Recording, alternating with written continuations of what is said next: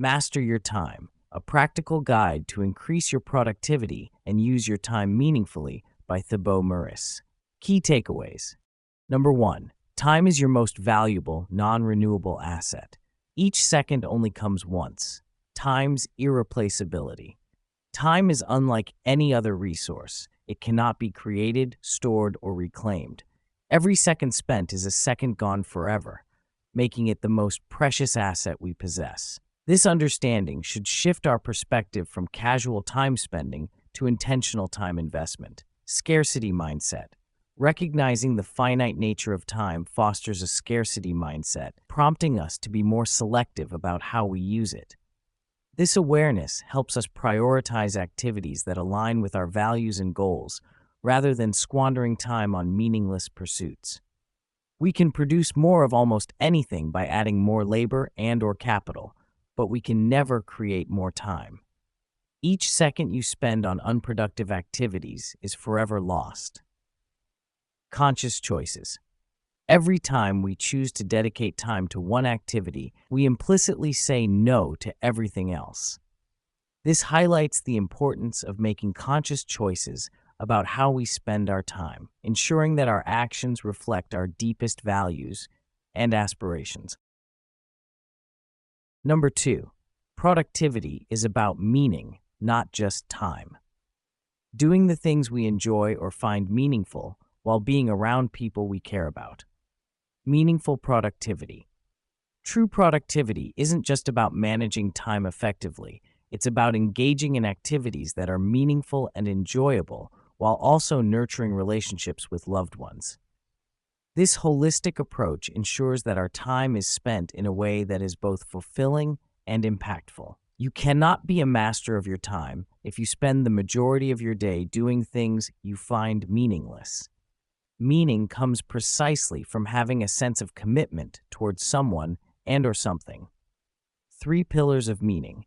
Engaging in activities that nourish your soul. Having meaningful relationships. Finding meaning in your work. Beyond simple efficiency. Being productive isn't about completing an endless to-do list. It's about aligning our actions with our values and creating a life that is both meaningful and worthwhile. This requires a shift in focus from mere efficiency to a deeper sense of purpose. Number 3, focus is the ultimate productivity multiplier, the best productivity tool you'll ever have. Focus as a superpower. Focus is the ability to channel all your energy into one specific task, excluding everything else. This intense concentration allows you to enter a state of flow where you become hyper-productive and time seems to disappear. Extreme focus is like adding at least an extra 20 points to your IQ. Intense focus minimizes energy leakage by channeling energy towards the accomplishment of one specific thing. Energy efficiency. Focus is what enables you to make effective use of your limited energy, preventing it from dissipating on distractions. By protecting your focus, you can maximize your output and achieve more in less time. Multitasking doesn't work, and distractions kill your productivity. One of the most effective ways to increase your productivity is to identify the correct tasks to work on and focus on them for at least 45 minutes each day, while eliminating any distractions or interruptions. Deep work. Cultivating the ability to focus deeply is essential for achieving mastery in any field. This requires deliberate practice, eliminating distractions, and creating an environment that supports concentration.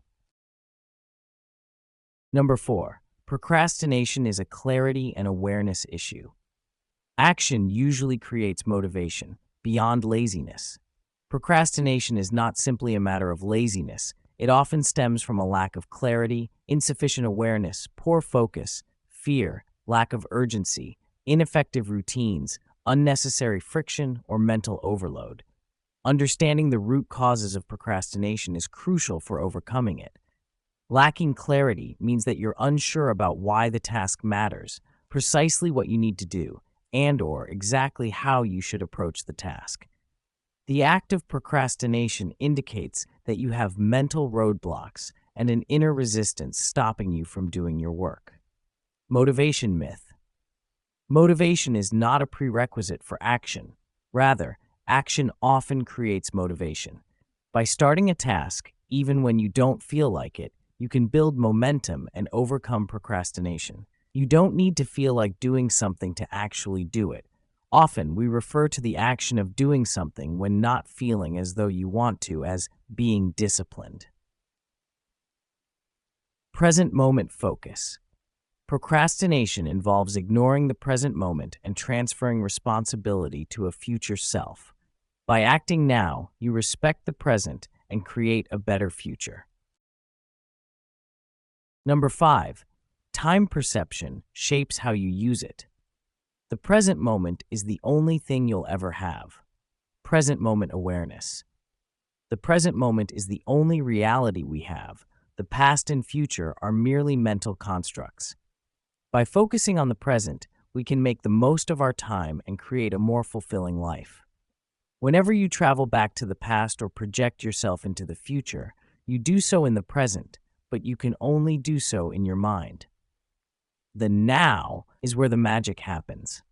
Past as a lesson. The past should be viewed as a source of lessons and insights, not as a life sentence. By learning from our experiences, we can empower ourselves in the present and create a better future. Your past doesn't predict your future unless you allow it to. Focus on all the things you did well.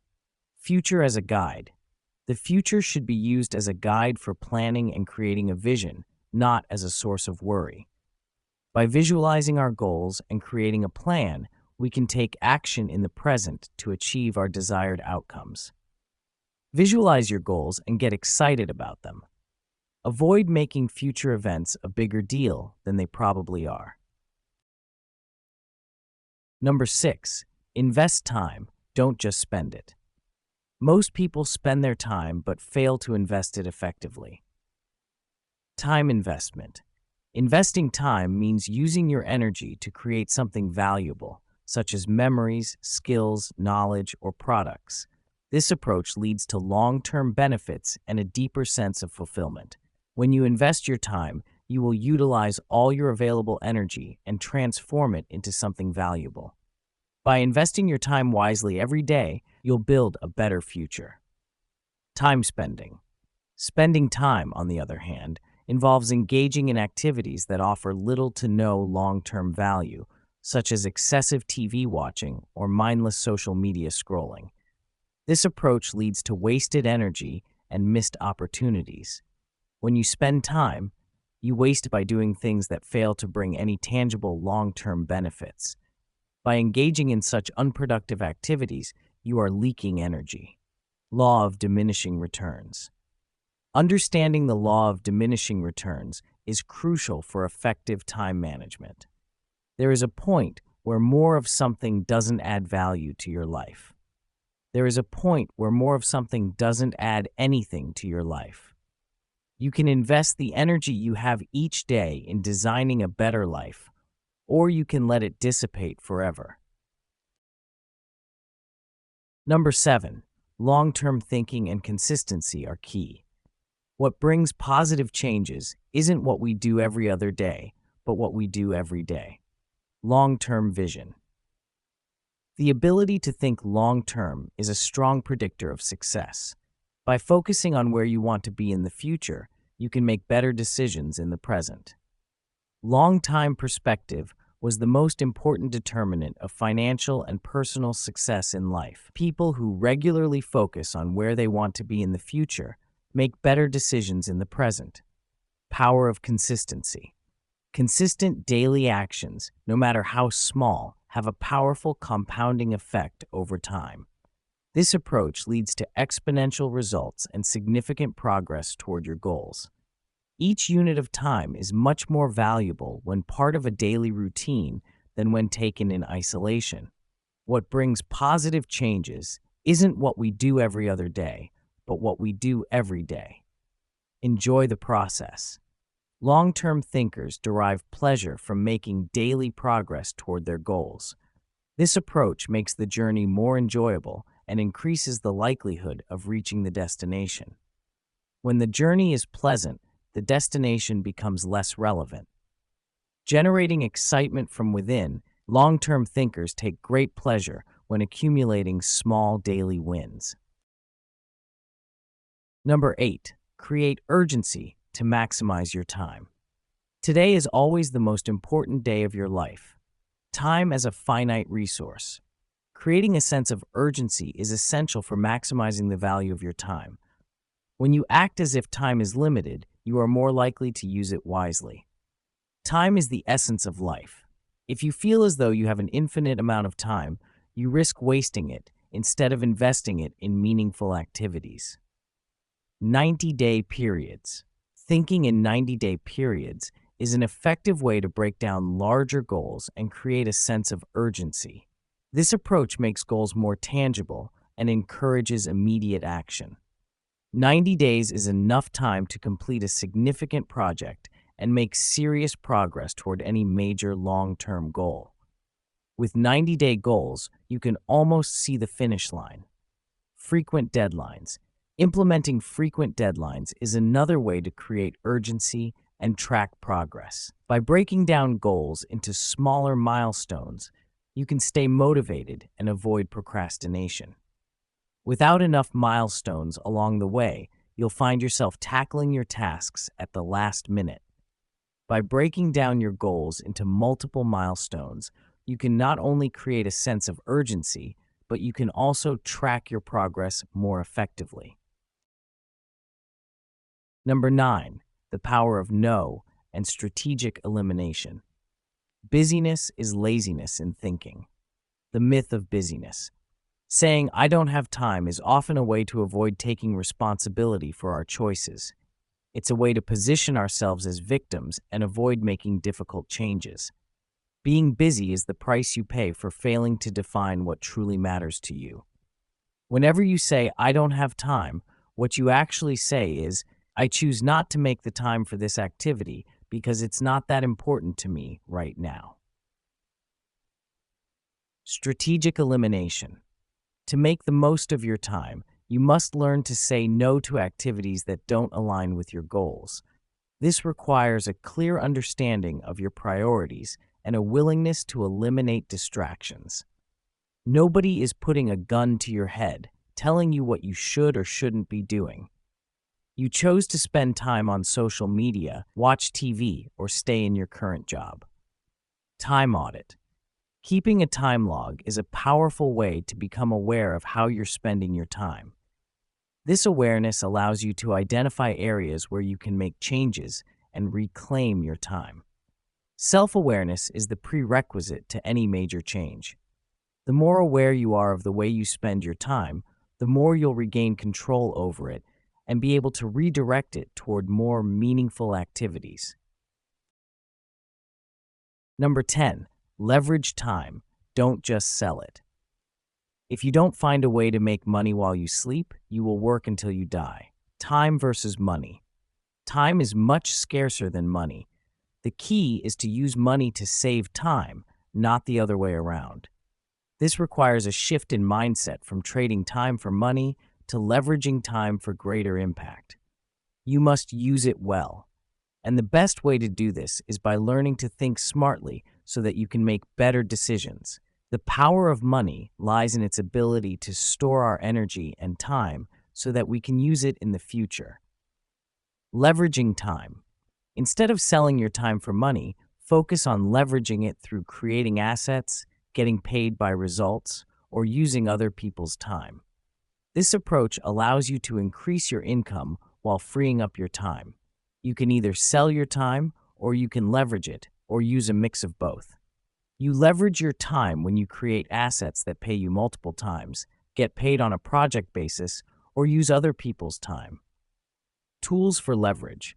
You can leverage other people's time, money, knowledge, influence, and technology to achieve more in less time. This approach allows you to multiply your efforts and create a greater impact. You should aim to leverage other resources around you to help you make effective use of it. Outsource tasks, ask your friends for help or advice, raise funds, consume educational content, and use all the technology available as often as possible. Number 11, design your environment for focus. Your environment has a direct impact on your level of productivity. Environment as a tool. Your environment has a direct impact on your productivity. By designing your environment to support focus, you can minimize distractions and maximize your output. The easier it is to engage in productive behaviors, the more likely you are to do so, and vice versa.